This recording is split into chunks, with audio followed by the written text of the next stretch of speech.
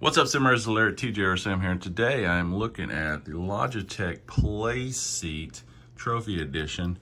This isn't a new thing on the market, right? This has been around for quite a while, and I'm just going to go over some pluses and minuses that I saw about it and a little bit of briefness about the specs and how I like it, my opinion of this setup here with my PlayStation setup here, my Logitech G Pro wheel, Assetto Sim Racing wheel on here as well, which is actually holding up really well for a little over 6 months of service here. Now I haven't been playing this continuously, but I have used it actually quite a bit. So anyway, let's get into it.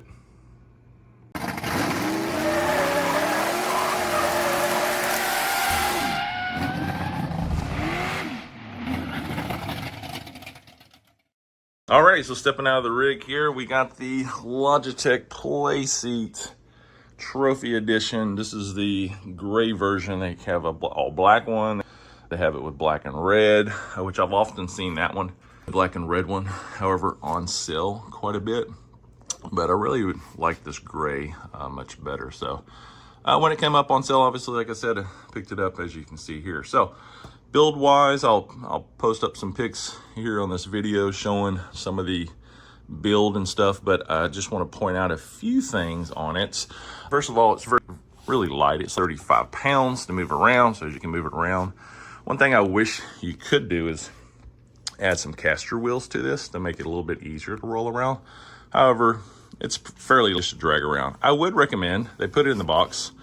Turn this sideways here. Those little Velcro or double-sided, actually single-sided, what do you call them?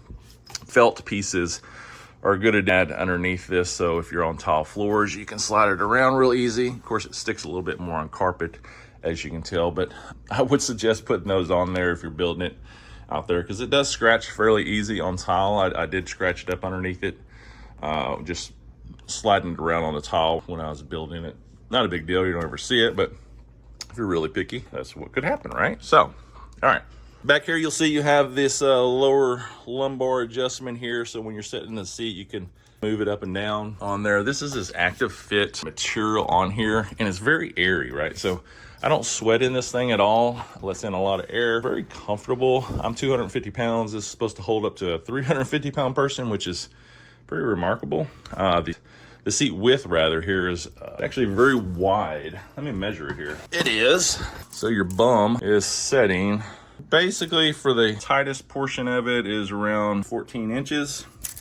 But with your thighs and stuff hitting from side to side, from tube to tube, is around 19 inches.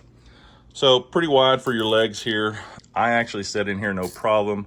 My legs do go against this, but it's still far enough away that it's comfortable. It doesn't, I feel no pressure points on my legs or anything on the side with the added shifter mount. And I'll get to that shifter mount here in a second. That's not the Logitech one, it's a different one off of Amazon. You'll see here they got a lot of adjustments here. For this back adjustment, you have to take this Velcro piece off here and expose these adjusters. So obviously, well, not obvious, but I'll let you know, whatever hole you go in here on both sides, you will adjust the pitch of your seat closer and further back. I like this position. This is the way it came. A little bit more relaxed position. It's also relaxed enough for whenever I want to just play other PlayStation games on here, like Call of Duty or whatever. I can just sit here in this seat. I don't need a separate chair, and I can just utilize this for other gaming needs as well. And the wheel's out of my way. And if I wanted to, I could just snap off the rim itself, right? With a quick release. But that's the adjustment for that. Now, as far as the adjustment goes for forward and backward to increase your leg room, here is what you'll see. You've probably seen other videos here. Comes in the short, and then the medium, and then it has a long. Medium for me, I'm 6 foot or 6'1", and this is the perfect setting for me. Actually, my daughters, of course, shorter than me, obviously. Well, not obvious, but they are shorter than me. They can reach the pedals fairly well, but to adjust for them, I really could just raise the pedals up and back a little bit for them. So it would fit them perfectly. So I can leave this kind of set up for me, the way I like it, and then just adjust the pedal deck to fit their needs. So I'm really happy with that. I would say this to adjust is a pain in the butt. It's hard to adjust. It's easier if you have two people, because basically You take this piece off here. Zoom in. These two Allen head screws here come completely out. It's all thread bolts through there. Drop these off on both sides and then pull this outwards or push that one forward. So this subframe forward and this one out. And then find your next new hole, shove them back through, and then you're ready to go, right? So there's several holes there to pick from. Even in between, you don't have to go just from short to medium. There are some holes in between here that you can adjust to it. So be careful that you got them both matching perfectly. That way your rig's not like a little cocked sideways there. But that's the adjustment there.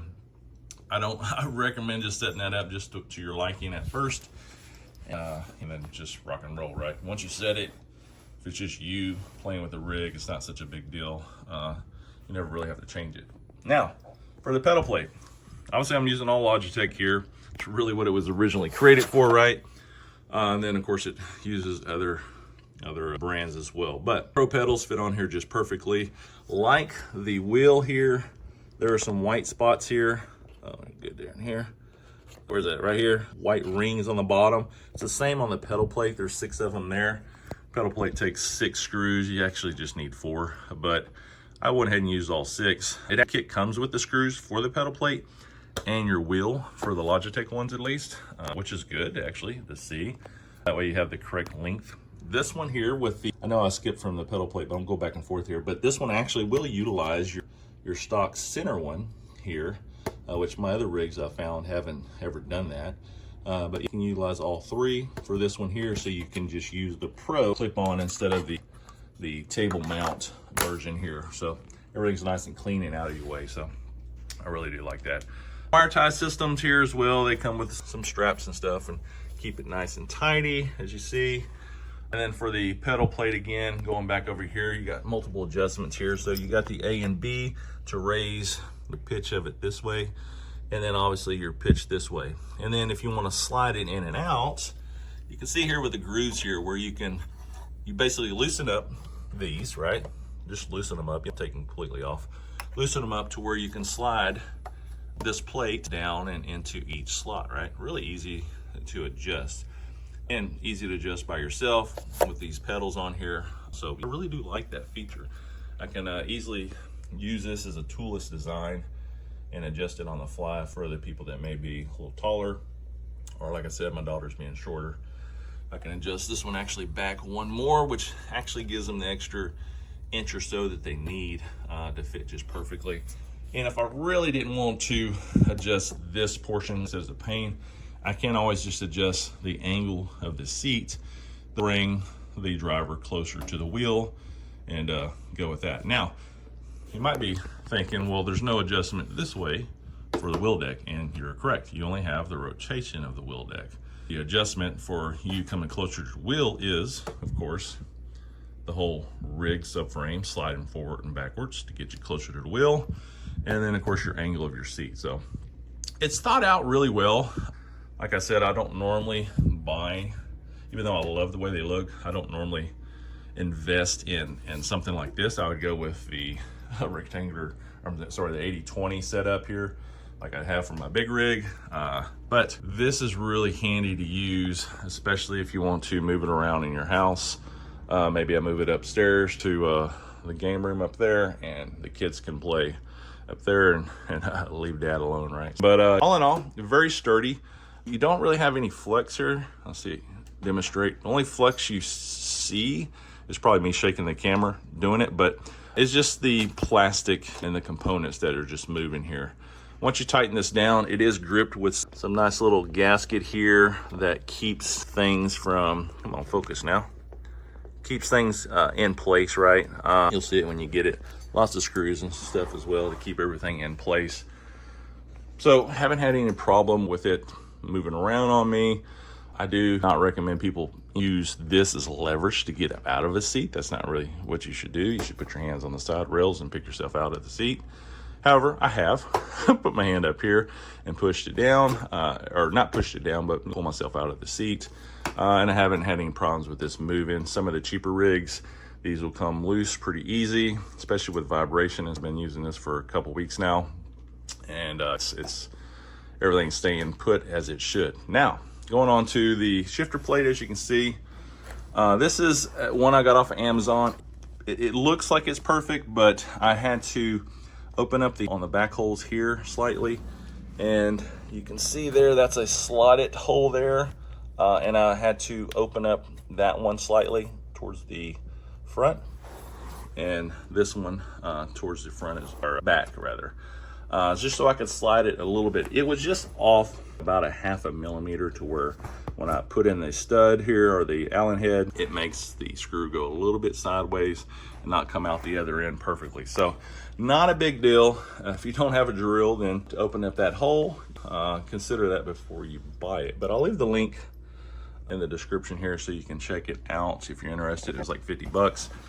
And another thing here for this pedal plate is, even though it says it's for the Logitech, I don't think it's exactly for the Logitech. It is as far as how it hooks up here, but I don't have a hole pattern that I found that fits the 4 or the 6 holes on the bottom on here perfectly. So you have 4 of these, one on front and back, and then of course there's one underneath here that you can see where the hole would be, right? And then one up front. Now, when you go to put all these on, the back 2, or these on the side, are easy. Screw it on down just fine. I want to hook your shifter up to the plate itself, but before I end up screwing the shifter all the way down, I left a little bit of a gap here so I could slide this screw in place. So it'll set in the recess before I set the plate down, and then I can screw it in afterwards with your Allen head, right? And then of course tighten up the bottom of these before I do that. And then it works just fine. But I only have 3 screws holding this on, but it's very sturdy, no problems with it. You do have some wobble side to side here, as you see, but this is not normally how you use a shifter. Now, if this was an H-pattern shifter, you might notice this as being a problem, but this is what you get with rectangular tubing. You don't have the sturdiness that you would with 80/20, right? But all in all, I really like it. It still stays put when I grab gears or use it as a handbrake on my game. So this is a really good looking, handsome rig here, I think. With it all put together, I like the colors. Matches the scheme here in the house or in my game room. Everything's getting kind of crowded in here for me. I need a game room about twice this size, I think, but a man cave. But as you can see, it's a good example when you don't have a lot of room, you can fit it in your room pretty easy. My window's just right there, PlayStation setup's here, and I'm still able to utilize my table back there, so whenever I want to utilize it, I can move my monitor, swing it out of the way, and utilize that table. And I was able to drop, like I said, the monitor down in front and have the nice close monitor setup, even though this is a smaller monitor than say triples, but PlayStation only runs on single monitors anyway, right? You don't even need a curved screen monitor because it won't utilize it. All right, so that's about it actually.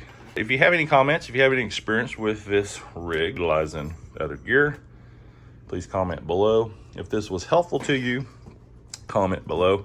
I have no affiliates for this particular rig. Well, actually, I do have an affiliate for Amazon. If you think you want to buy one, I appreciate if you use my affiliate link so I can get a slight kickback on this, so it'll afford me to buy more gear to review for y'all, because it's not like I pay the bills with any of this affiliate money.